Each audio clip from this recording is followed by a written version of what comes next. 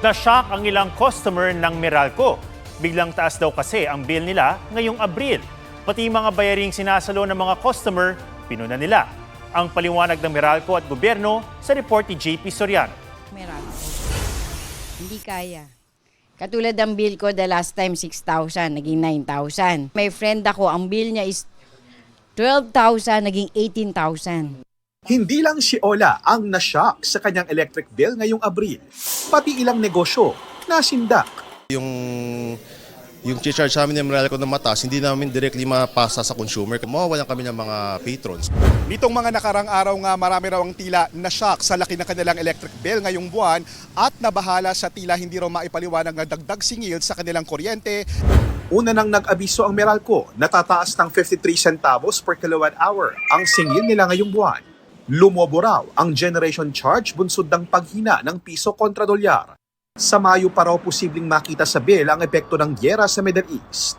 The generation charge is likewise the main driver every time we announce a rate adjustment, whether it's an increase or a decrease.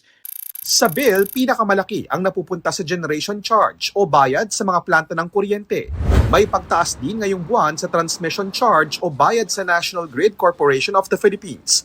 12% lang daw ng sinisingil sa bill ang napupunta sa Meralco bilang distribution utility o tagahatid ng kuryente sa mga bahay at establishmento. Pero sa iba pang nakasaad sa bill tulad ng buwis, subsidy para sa senior citizens at 4Ps, pondo sa renewable energy at kuryenteng nawawala o nasasayang, taas kilay ang ilang customer. Yung system loss. So hindi naman namin fault na may nawala sa system nila or sa generation nila, ba't kami sasagot nun? Dapat ba sinisingil sa atin yon? Hindi. Galit na galit ako. Kawawa naman kami. Kami mga nagtatrabaho. Naghahanap buhay ba lahat ng tinutulungan ng gobyerno?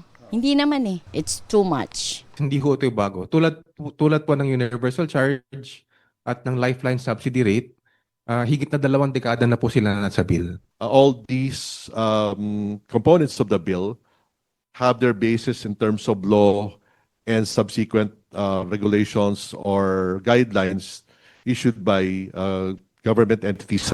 Kung hindi na bago ang pass-through charges, sabi ng Meralco, tanong ng mga consumers bakit hindi gobyerno ang sumalo sa mga yan. The wisdom under IPIRA is that we all contribute a small amount to get electricity into these islands na hindi naabutan ng grid. Under the RE law, ito po yung programa na FIT tsaka yung green energy auction. So, para maging mura din yung kuryente natin, bakit may taxes pa to? That's not something that DOE can decide. That could be through legislation. Inusisa rin ng grupo ng power consumers kung tama ba ang kwenta ng mga power company. Wala bang sobrang paniningil? Kailangan magkaroon ng independent audit ng Commission on Audit. Wala pang tugon ng Meralco tungkol sa mungkahing audit. JP Soriano, GMA News.